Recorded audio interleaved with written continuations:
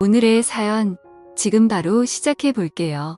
제가 군대도 가기 전의 이야기입니다. 추억팔이나 마찬가지지만 여기 올라온 사연들 못지않게 저한테는 좋았던 추억이라 이렇게 저희 이야기도 하나 적어 보냅니다. 당시에 친구들하고 같이 동반 입대 신청을 해서 입대 날짜가 정해졌습니다. 그런데 그 날짜가 진짜 애매하게 잡혀서 본의 아니게 긴 시간을 학교도 다니지도 않고 백수로 지냈습니다. 그나마 다행인 건 동반 입대를 신청했기 때문에 허송세월을 같이 보내는 동지들이 있었다는 게 위안이 되었네요. 같이 놀고 있는 친구들하고 어디 싸돌아 다니는 거 말고는 할 일이 아무것도 없었습니다. 그 시절을 보내본 분들은 다 아시겠지만 혈기는 왕성하고 에너지는 넘쳐나는데 그걸 다 뿜어내기에는 총알이 부족하잖아요. 저 또한 그랬습니다. 그나마 학교 다닐 때는 용돈하라고 집에서 돈도 받고 했는데 휴학까지 해버리니 돈 나올 구석이 하나도 없었지요. 입대까지는 시간이 남았는데 그렇다고 저희 젊음을 아무것도 하지 않고 태워버리기엔 하루가 안타깝던 상황이었습니다. 이러나 저러나 바꿀 수 없는 게 저희 입대 날짜였고 그래서 월급 받는 아르바이트도 좋지만 단기로 괜찮게 돈을 벌 수 있는 방법이 있으면 좋겠다 생각했습니다. 그러다 생각한 게 과외였어요. 다른 건 몰라도 제가 수학 하나만큼은 자신이 있었고 학교도 꽤나 이름이 있던 곳이라 대충 전단지 만들어서 집 근처에 있는 아파트 단지까지 해서 몰래 전단지를 붙이고 다녔습니다. 너무 멀리까지는 가기 싫어서 걸어서 10분 내에 있는 곳까지만 하고 말았는데 과외를 시키기엔 또 애매하게 짧은 기간이라 그랬나 연락이 잘 안 왔습니다. 시세보다 싸게 해줄 생각이 있었는데 금액을 적어놓지 않아서 그랬나 연락이 거의 없었습니다. 결국 수중에 돈이 다 떨어질 때까지 저한테는 아무런 연락이 오지 않았고 그래서 그냥 다른 아르바이트 자리나 찾아봐야겠다 자포자기하고 그나마 집 근처 가까운 곳에서 일할 만한 곳이 있나 찾아볼 요량이었습니다. 당구장에서 친구들이랑 죽치고 시간 보내고 있는데 그날따라 담화가 엄청 잘 붙더군요. 한참 집중하고 있는데 전화가 왔습니다. 과외 선생님을 찾는 전화라고. 그렇게 기다리던 전화였는데 당구 치는데 정신이 팔려서 다음날에 제가 직접 찾아뵙겠다 말하고 주소만 대충 받아놓고 전화를 끊었습니다. 문자로 받은 주소를 보고 갔는데 제가 전단지에 붙여놓은 아파트가 아니더라고요. 거기서 조금 더 구석으로 들어가야 있는 조금 오래된 빌라였습니다. 제 전단지는 어떻게 보고 연락을 준 건지 싶더라고요.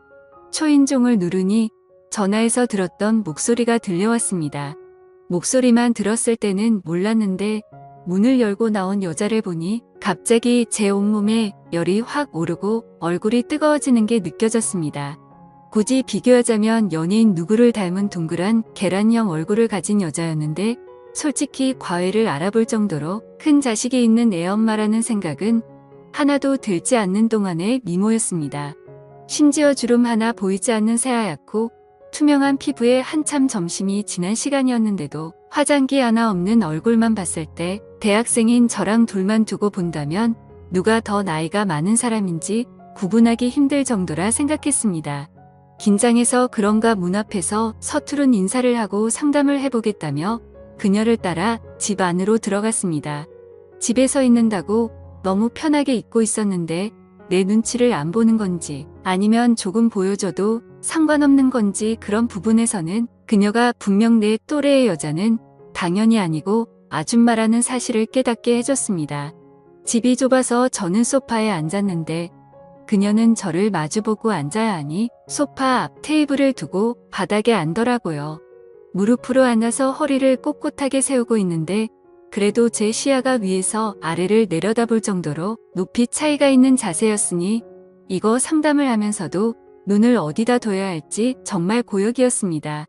그녀한테는 아들이 한 명 있었는데 예체능 게 지망이라 공부를 더럽게 안 한다. 뭐 이런 이야기를 했던 것만 기억이 나네요. 아직도 그녀가 위아래가 붙어있는 원피스를 입고 내 앞에 무릎 꿇고 앉아서 살짝 상기된 얼굴로 저를 쳐다보던 그 장면은 생생한데 그때 나눈 이야기가 무슨 정신에 나눈 이야기였는지 자세히 기억은 나지 않습니다. 아무튼 그렇게 저는 단기로 과외를 하게 되었습니다. 어쩌다 동네 아는 아줌마에 놀러 갔다가 제가 전단지 돌려놓은 걸 봤던 것 같더라고요. 당장 과외시키기에는 형편이 어려운 상황이었는데 기간도 짧고 하는 걸 보니까 제가 군입대 앞두고 돈 벌려는 것 같아서 연락을 준 거라고 하더군요. 제가 원한 것보다 거리가 조금 멀어지긴 했는데 여전히 걸어 다닐 만한 거리에 매일같이 그녀를 만날 생각을 하니 오히려 좋았습니다. 예체능계 지망에 공부를 더럽게 안 한다 그래서 걱정했는데 몇 번 가르쳐 보니 애가 생각보다 똑똑하더라고요. 알려주는 대로 족족 그대로 흡수를 하고 질문도 많고 말이죠. 그런데 제가 설명도 잘 못하고 버벅이는 걸 보니 이 친구가 제가 과외하기에는 조금 많이 모자라다는 걸 눈치를 챈 모양이었습니다. 그래서 조만간 잘리겠거니 싶어서 저도 에라 모르겠다 싶어서 가르쳐주는 건 대충 하고 그냥 수다나 떨고 하면서 놀기 시작했죠.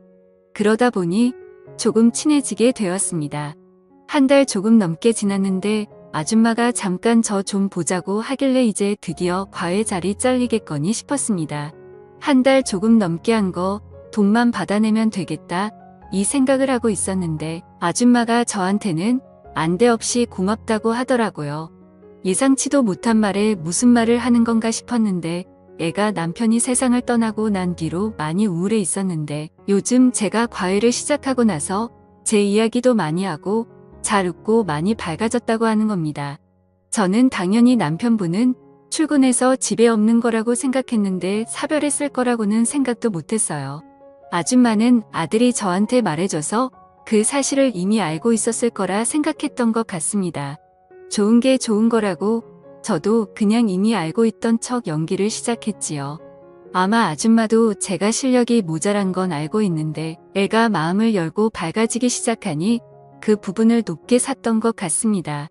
그 뒤로도 저는 너무 돈만 꿇고 할 생각하지 말고 좋은 과외 선생은 못 돼도 좋은 멘토는 되어야겠다. 뭐 이런 생각이었는데 수업만 한 게 아니고 같이 밖에 나가서 볼도 차고 PC방 가서 머리도 식히고 하면서 공부하는 시간 외에도 같이 시간을 보내기 시작했습니다.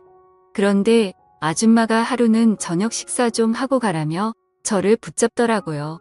남의 집에서 식사를 대접받았는데 설거지까지는 아니더라도 뒷정리는 좀 도와줬습니다. 아줌마가 키가 작은 편이었는데 높은 데 있는 그릇 같은 거 꺼내주기도 하고 뒤로 넘어간 거 정리해주기도 했지요. 그 빌라가 평소도 엄청 작은 빌라였어서 부엌 키가 많이 좁은 편이라서 본의 아니게 아줌마와 몸이 닿는 일이 빈번했어요. 처음에는 살짝 닿기만 해도 깜짝깜짝 놀랐는데 언젠가부터는 서로 즐기기 시작한 건지 일부러 대놓고 스치기 시작했습니다. 가령 예를 들자면 싱크대 앞에 식탁이 있고 그래서 싱크대 앞쪽에는 한 사람이 겨우 서 있을 틈 정도밖에 없거든요. 그런데 제가 일부러 물 가지러 간다고 냉장고에 가는 척 싱크대 앞에 서 있는 그녀의 뒤에 바싹 달라붙어서 지나가곤 했어요. 몇 번을 계속 그렇게 하니 조금씩 행동이 대담해지기 시작했습니다. 하루는 그녀가 찬장 맨 위에 있는 뭘 꺼내달라고 하더라고요. 그래서 제가 알겠다 말하고 그녀를 마주보고 서서 어깨를 감싸 안듯 껴안은 뒤 까치발을 들어 맨 위에 있는 걸 꺼내서 내렸습니다.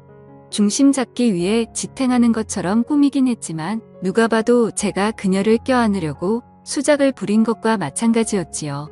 그런데 언젠가부터 아줌마도 제가 일부러 저런다는 걸 알고는 그런 저를 받아주기 시작하더군요. 동안이라 화장이 따로 필요 없을 정도로 아름다운 그녀였지만 언젠가부터 제가 수업 때문에 방문을 하면 머리도 정돈되어 있고 입술도 빨갛게 칠해놓고는 화장을 하고 저를 맞이하기 시작했습니다. 그리고 매번 수업이 끝나면 저녁까지 먹고 가는 게 저의 일상이 되었지요.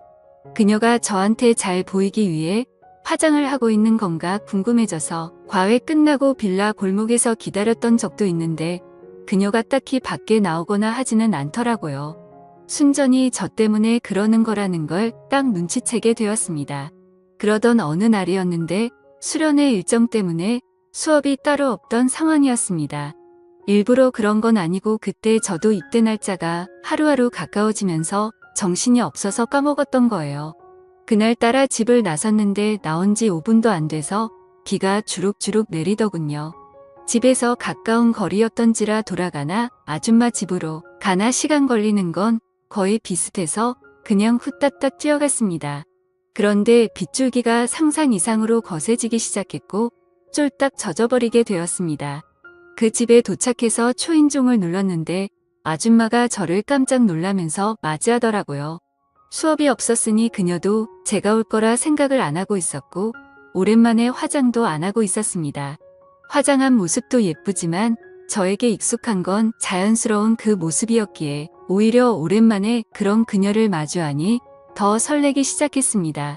수업이 없어서 그냥 돌아가도 되었지만 그녀는 비에 잔뜩 젖어버린 저를 보더니 들어오라고 하더라고요. 비라도 말리라고. 안 그러면 감기 걸린다고요. 급하게 갈아입을 옷이라고 꺼내줬는데 제가 입기에도 사이즈가 넉넉한 게 아마 죽었다는 남편이 입던 옷인 것 같았습니다. 굵은 빗줄기가 창문을 때리는 소리만 들릴 뿐 그 집안에서 그녀와 저는 서로를 응시한 채 아무 말도 나누지 못하고 있었습니다.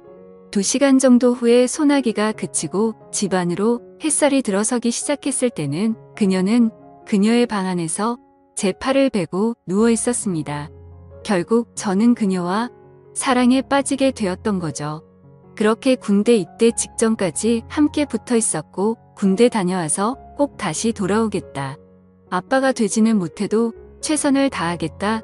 작별 인사를 했는데 그녀의 표정이 감동을 한 건지 엄청 의외라는 표정이었습니다. 당연히 저는 그녀가 저를 기다릴 줄 알았는데 입대 후 첫 휴가를 나오고 군복을 입은 늠름한 모습을 보여주고자 그녀 집에 찾아갔는데 초인종을 누르니 왜 모르는 사람이 튀어나오더군요. 전에 살던 분은 어디 갔냐고 물으니 저한테는 말도 없이 이사를 떠났던 겁니다. 마지막 날 보여줬던 당황스러운 표정은 저를 기다리겠다는 뜻이 아니고 부담스럽다는 표정이었나 봅니다. 이렇게 저의 첫사랑의 추억은 끝이 납니다. 아직도 소나기가 오면 축축한 빗소리에 가장 먼저 떠오르는 게 그녀입니다. 아마 저도 오래된 기억이기에 그녀가 더 아름답게 제 머릿속에 자리 잡았을 수도 있다고 생각합니다만 아직도 그때의 향기 그때의 분위기를 생각하면 제 인생에 2번은 없을 좋은 추억이라는 생각이 드네요. 오늘의 사연은 여기까지네요. 긴 사연 끝까지 들어주셔서 감사합니다. 구독과 좋아요 잊지 말아주세요.